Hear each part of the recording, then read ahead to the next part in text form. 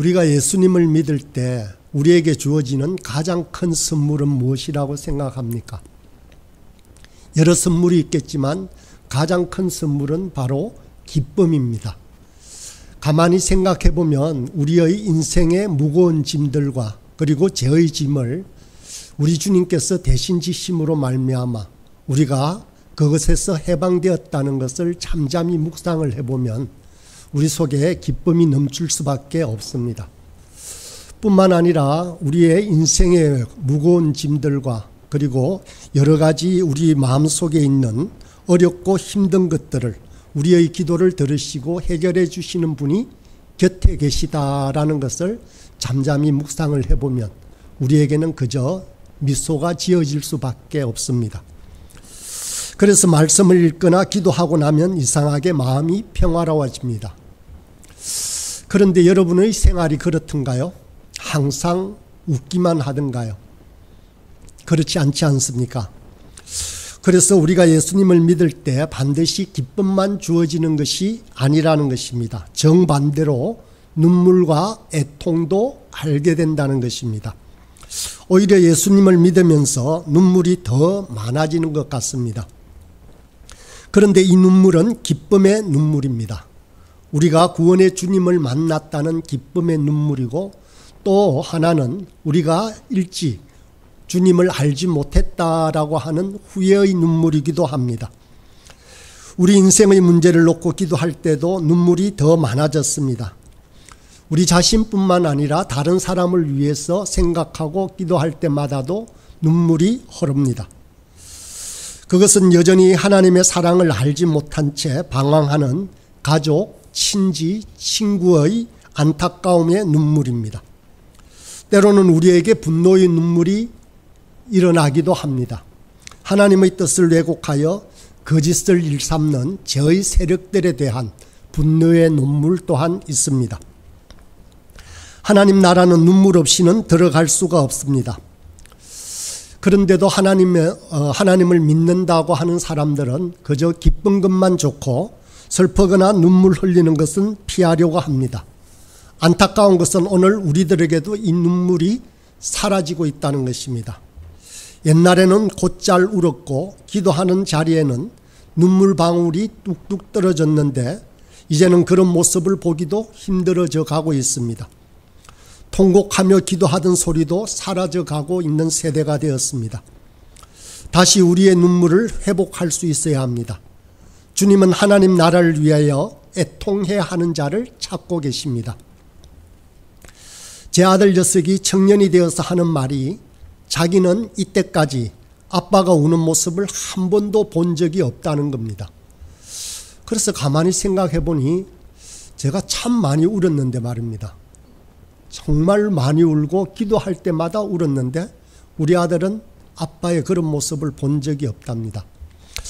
아마 한국의 아버지는 자식 앞에 눈물을 보인다는 것을 창피하게 여기기 때문에 드러내놓고 우는 경우는 거의 없어서 그런가 합니다.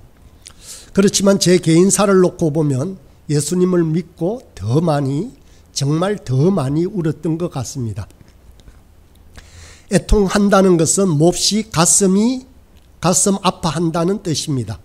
이 애통의 같은 뜻을 창세기에서 찾아볼 수 있는데 야곱이 그 아들 요셉이 죽었을 때 정말로 애통해하면서 울었다라고 하는 표현을 이렇게 얘기하고 있습니다. 자기 옷을 찢고 굵은 배로 허리를 묶고 오래도록 그의 아들을 위하여 애통하니라고 합니다. 아들이 죽은 것에 대해서 너무나 애통해하며 그렇게 배띠를 허리에 메고 울었다고 합니다. 남은 11명의 아들이 아버지를 위로합니다. 그의 모든 자녀가 위로하되 그가 그 위로를 받지 아니하여 이르되 내가 슬퍼하며 서울에 내려가 아들에게로 가리라 하고 그의 아버지가 그를 위하여 울었더라라고 합니다. 남은 아들의 위로가 필요 없다는 것입니다. 내가 이제 죽어서 그 아들을 만나러 가겠다라고 그렇게 애통해 합니다. 우리는 자기가 가장 소중한 것을 잃었을 때 흘리는 눈물이 있습니다. 이것이 바로 오늘 본문에 나오는 애통입니다. 그런데 우리가 왜 예수님을 믿고 이렇게 애통해하는 자가 될 수밖에 없었겠습니까? 그것은 첫 번째, 죄에 대한 애통입니다.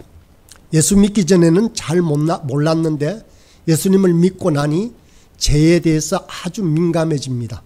이전에는 이것이 죄라고 생각하지도 않았던 것들이 이제 죄로 인식이 되어지면서 우리 가슴 속으로 강하게 밀려오기 시작합니다. 그러면서 슬퍼지기 시작합니다. 우리 안에 있는 죄에 대한 애통함이 우리 밖으로 나오는 것입니다. 그래서 우리의 기도는 세리의 기도처럼 될 수밖에 없습니다. 누가복음 18장 13절에 보면 세리는 성전에서 기도하는데 감히 하늘을 우러러 보지도 못하고 가슴을 치며 이렇게 말합니다. 하나님이여 불쌍히 여기옵소서, 나는 죄인이로소이다 라고 말합니다. 우리가 잘 아는 윤동주의 시 서시에도 이렇게 시작합니다. 죽는 날까지 한 점 부끄러움 없기를 잎새에 이는 바람에도 나는 괴로워했다라고 합니다. 이 괴로워함이 바로 애통함입니다. 죄에 대해서 예민한 사람이 되면 이렇게 애통해야 할 수밖에 없습니다. 그래서 이전에는 생각지도 않았던 것, 어린 시절에 잊어버렸던 죄가 다가오기도 합니다.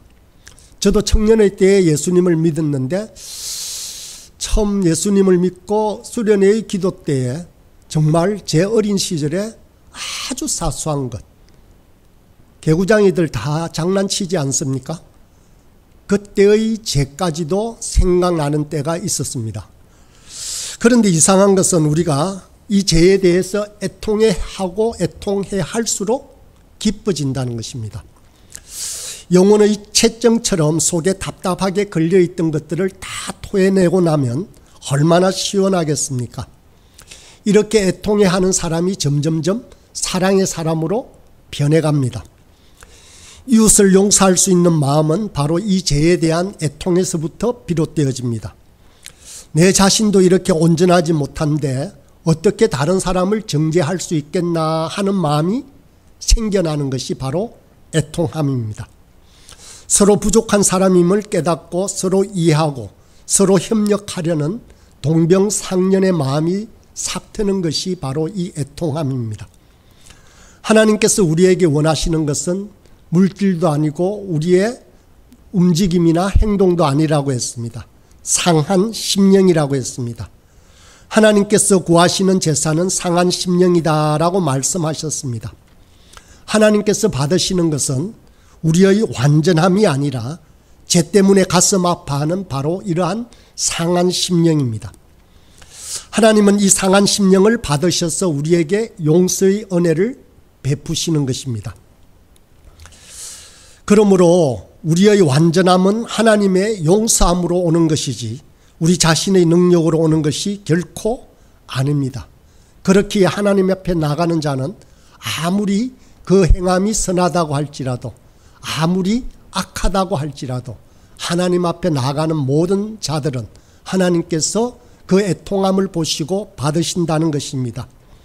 그러므로 우리는 은혜 없이는 하루도 견딜 수가 없습니다. 우리는 날마다 은혜로 살아가는 사람입니다.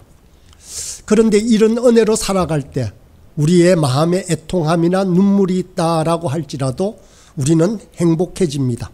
그러면서 매일 하나님과의 관계가 깊어지는 것입니다. 두 번째는 고통에 대한 애통함입니다. 애통은 꼭 고상해 보여야만 하나님께서 받으시는 것이 아닙니다. 하나님 앞에 나와서 하는 모든 애통함은 하나님께서 모두 받으십니다. 죄에 대한 애통이건 하나님 의에 대한 애통이건 병이나 물질적인 문제로 인한 애통이건 아니면 젊은이가 사랑의 시련 때문에 우는 애통이건 상관이 없습니다. 하나님 앞에서 흘리는 눈물이면 모두 다 하나님께서 그 애통을 받으시고 복으로 바꾸십니다. 이전에 아주 인기 있었던 책 중에 팔복 시리즈라는 것이 있었습니다. 여러분들은 1편은 잘 기억을 하실 겁니다. 가난한 자의 복이다라고 해서 맨발의 전도자 최춘선 할아버지의 삶이 있었습니다. 맨발로 다니면서 지하철에서 전도를 하고 맨발로 매번 가는 맨발의 성자라 해가지고 있었는데, 이거는 잘 모르실 겁니다. 이거는 애통하는 자의 복이라는 책인데, 이 책과 함께 딸린 CD 영상 스토리를 보면 이런 내용입니다. 한 선교사가 우즈베키스탄에 선교하러 갔다가 사랑하는 아내가 강도를 만나서 피살당합니다. 이런 일이 있은 지 근 3년이 지나가는데도 이 선교사님은 그 아픔을 극복하지 못합니다. 그래서 영상 화면에는 처음부터 끝까지 울기만 하는 모습이 비추어집니다. 민망할 정도로 계속해서 웁니다. 마치 천국 신앙이 없는 사람처럼 보이기도 합니다. 그러면 이 책은 어떻게 끝날 것 같습니까? 기존의 신앙 서적처럼 믿음으로 극복하고 이 아픔을 잘 이겨내었다라고 끝날 것 같죠. 그러나 그 책은 그렇게 끝나지 않았습니다. 끝까지 선교사의 눈물만 마음속에 메아리 치도록 만들었습니다. 그래서 어떤 면에서는 이 책이 애통하는 자의 모습을 정말 잘 드러내고 있다고 생각합니다. 우리의 모든 애통은 하나님께서 받으십니다. 그것은 바로 지극히 당연한 일입니다. 왜 그럴까요? 하나님이 우리의 아버지시고 우리는 바로 하나님의 자녀이기 때문에 그렇습니다. 하나님을 믿는 우리에게는 우연이라고는 결코 없습니다. 모든 일은 전능하신 하나님께서 허락하셔서 일어난다라고 믿기에 우리는 우리가 당하는 고통에 대해서 하나님께 이렇게 묻습니다. 그것이 때로는 욥처럼 슬피 울며 자기의 태어난 날을 저주하는 형태일 수도 있습니다. 그리고 하나님을 원망하는 형태일 수도 있습니다. 그 애통함의 표현은 여러 가지로 나타난다는 것입니다. 주님은 이렇게 고통으로 몸부림치는 자녀들을 향해서 네가 복이 있다라고 말합니다. 그러면서 너에게 줄 것은 바로 나의 위로함이다라는 것입니다. 하나님께서 어떻게 위로를 주실지 우리는 알지 못합니다. 그러나 우리가 반드시 붙들어야 할 사실은 하나님께서 우리의 애통을 듣고 계신다라는 것입니다. 하나님께서는 우리가 이해하고 받아들일 수 있는 그 위로함을 어떤 식으로든 줄 수 있다는 그 확신을 가져야 합니다. 여러분은 엉망이지만 사랑받고 있습니다. 여러분이 신경질적이고 예민하지만 사랑받고 있습니다. 제가 여러분을 안 지 오래되지 않았지만 여러분은 사랑받고 있는 존재들입니다. 어떨 땐 혼자인 것 같겠지만 그것은 틀렸습니다. 여러분은 사랑받고 있습니다. 지금 겪고 있는 일이 아주 커 보이지만 여러분이 사랑받고 있다는 사실에 비하면 그것은 결코 크지 않습니다. 슬퍼하며 애통해하는 우리에게 하나님은 이렇게 위로하고 계십니다. 우리 하나님은 마음이 어떤 면에서는 참으로 여린 분이십니다. 여러분의 눈물을 견디지 못하시는 분이십니다. 그래서 여러분의 모든 애통의 눈물을 받으십니다. 병으로 인해 오랫동안 고생하며 살 소망까지 끊어지고 자기는 아무짝에도 쓸모없는 존재처럼 느껴질 때 흘리던 그 애통의 눈물을 우리 주님께서 받으십니다. 온갖 핍박과 가전 어려움 속에 남몰래 흘리던 그 애통의 눈물을 우리 주님께서는 받으시는 것입니다. 사랑하는 가족을 죽음으로 또는 경제적 이유로 또는 전혀 예상치 못하던 이유로 통곡하던 그 눈물을 하나님께서는 다 듣고 계신다는 것입니다. 세 번째의 애통함은 의에 대한 애통입니다. 이 애통은 하나님의 뜻인 의가 실현되지 않는 것에 대한 애통입니다. 우리 주님은 이스라엘을 향해서 애통해 하셨던 분입니다. 그래서 이렇게 말씀하십니다. 예루살렘아 예루살렘아, 그렇게 하시며 애통해 하셨습니다. 하나님의 선지자들을 죽이고 하나님의 뜻을 벗어나 멸망의 길을 가고 있는 이스라엘 백성들이 불쌍해서 우리 주님은 눈물로 애통해 하셨습니다. 구약의 예레미야 선지자는 눈물의 선지자, 곧 애통의 선지자라고 하는 별칭이 있습니다. 너무나도 애통해하고 많은 눈물을 흘렸기 때문에 그렇습니다. 그가 기록한 예레미야 애가라고 하는 노래는, 이 애가는 사랑의 노래가 아닙니다. 슬퍼랬자 슬픈 노래라는 뜻입니다. 밤에는 슬피 우니 눈물이 밤에 흐름이요, 사랑하던 자들 중에 그에게 위로하는 자가 없고 친구들도 다 배반하여 원수들이 되었도다 라고 고백하고 있습니다. 또 어찌하면 내 머리는 물이 되고 내 눈은 눈물 근원이 될고 죽임을 당한 딸 내 백성을 위하여 주야로 울리로다. 바로 이 예레미야의 애통은 하나님 의에 대한 애통이었습니다. 하나님의 말씀대로 살지 않는 민족, 그래서 하나님의 심판을 자초하는 이스라엘 백성들을 향한 그러한 애통입니다. 그 민족을 생각하면 잠이 안 오고 눈물만 흘렸던 것입니다. 우리에게도 이처럼 하나님의 뜻으로부터 멀어지는 우리 민족을 향해서 눈물을 흘리는 사람이 필요합니다. 눈물을 뿌려서 기도하는 사람이 필요하다는 것입니다. 이처럼 애통하는 한 사람이 있어야 민족이 살아갈 수 있습니다. 애통이 있는 곳에 하나님의 위로가 임할 것이기 때문입니다. 이스라엘의 소망이 있었던 것은 바로 이 애통해하는 예레미야가 있었기 때문입니다. 그가 많이 애통하고 눈물을 흘렸기 때문에 하나님께서는 이스라엘 백성을 다시 바벨론 포로로부터 돌이키겠다라는 약속을 주시고 70년 만에 그 포로에서 다시 돌이켜 돌아오게 하십니다. 예레미야가 눈물의 씨앗을 뿌렸기 때문에 이스라엘은 기쁨의 단을 거두는 감격적인 은혜를 맛볼 수 있었던 것입니다. 눈물을 흘릴 수 있다는 것이 복입니다. 마음이 메마르거나 인생이 금태로 가득 차 있는 사람에게는 눈물이 없습니다. 돌이켜 은혜를 받던 때를 생각해보면 그때는 눈물이 참으로 많았던 때였습니다. 지은 죄가 많아서 울고, 감사해서 울고, 십자가 보면서 울고, 사람들을 보면 불쌍해서 울고, 이렇게 울고 나면 속이 시원했습니다. 눈물이 없다는 것은 신앙생활이 무미건조해지고 습관적이 되었다는 그런 표시일 수도 있습니다. 나무도 어린 나무이거나 한창 성장하는 나무는 물이 많습니다. 그러나 고목이 되거나 겨울이 되면 나무는 바삭 마르고 맙니다. 죽은 나무는 물이 없습니다. 바삭바삭 소리만 나거나 먼지만 날릴 뿐입니다. 물이 많다는 것은 살아있다라는 것의 반증입니다. 여러분은 주의 성전에 와서 엎드리기만 하면 눈물이 쏟아집니까? 그러면 그것은 바로 축복입니다. 울 수 있다는 것, 애통해 할 수 있다는 것은 크나큰 축복입니다.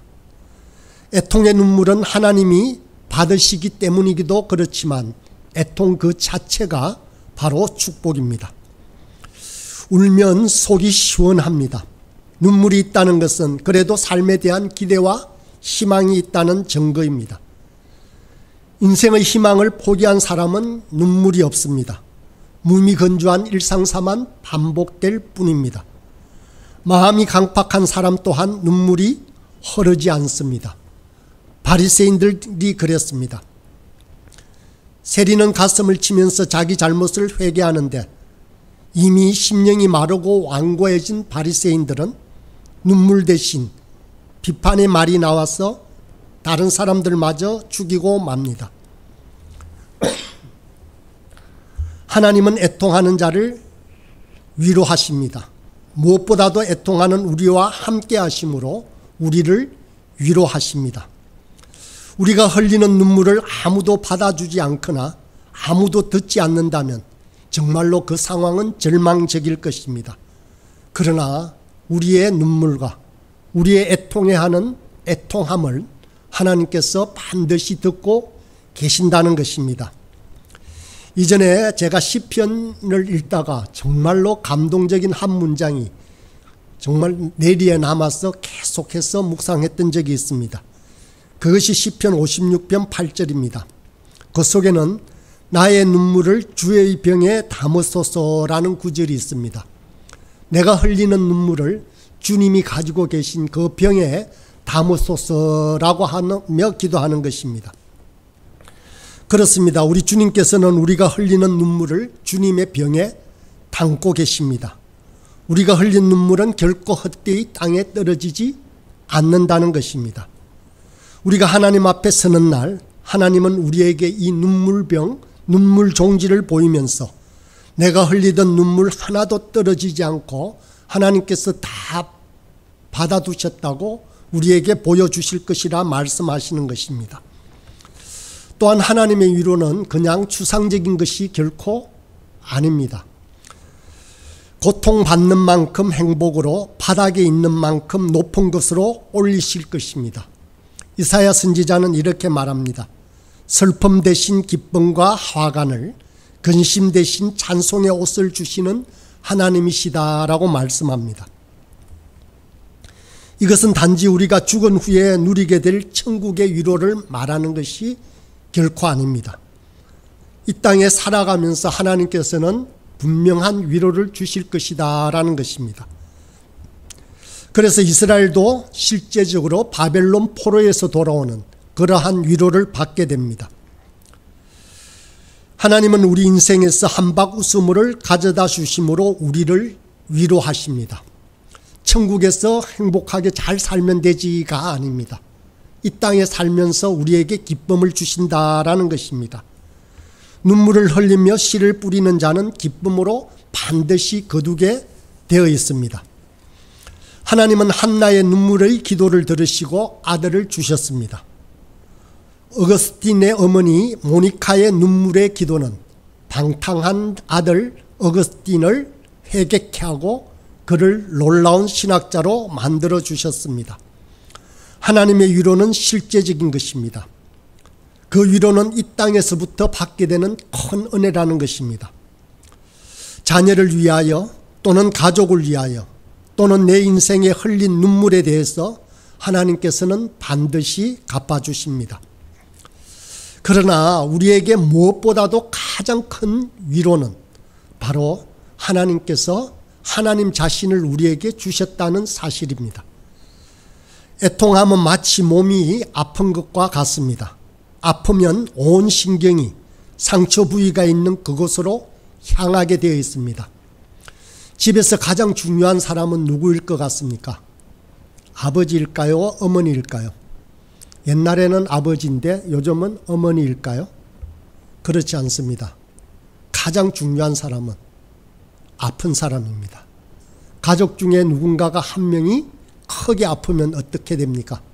모든 가족이 그쪽으로 신경이 가게 되고 찾아가게 됩니다. 하나님도 마찬가지십니다. 이 땅을 전체적으로 보살피시는데 누구에게 먼저 찾아가실 것 같습니까? 바로 애통하는 자에게입니다. 어린아이의 울음소리가 계속 돌리면 어떻게 합니까? 부모님은 바로 그 아이에게 달려갑니다. 그런데 사랑이 많으신 하나님은 더 하시지 않으시겠습니까? 하나님은 기뻐하는 자가 복이 있다고 말씀하지 않습니다. 애통하는 자가 복이 있다라고 오늘 본문은 말하고 있습니다. 애통하는 그 사람은 바로 그 누구보다 하나님과 가까이 있습니다. 애통은 더 이상 절망이 아니라는 것입니다. 그 애통이 하나님 앞에 있는 애통이라면 오히려 복입니다. 그러면 그 애통을 통해서 분명히 하나님을 만나게 될 것이기 때문입니다. 그래서 하나님은 우리와 함께 하시면서 우리의 애통이 변하여 기쁨이 되게 하시는 것입니다. 우리가 이제 가야 할 곳도 바로 이 애통이 있는 곳입니다. 그곳에 하나님이 계시기 때문입니다. 우리 이웃을 돌아보는 것도 그렇습니다. 천하고 아프고 눈물이 많은 곳으로 가게 됩니다. 가장 신음소리가 많이 들리는 곳, 가장 힘들어하는 사람들이 있는 그곳에 하나님이 계시기 때문입니다. 우리의 위로는 다른 데 있지 않습니다. 하나님 자체, 하나님 자신, 그분이 바로 우리의 위로입니다. 하나님을 만나는 자가 바로 가장 참으로 복 있는 사람인 것입니다. 예, 이제 함께 찬양하겠습니다.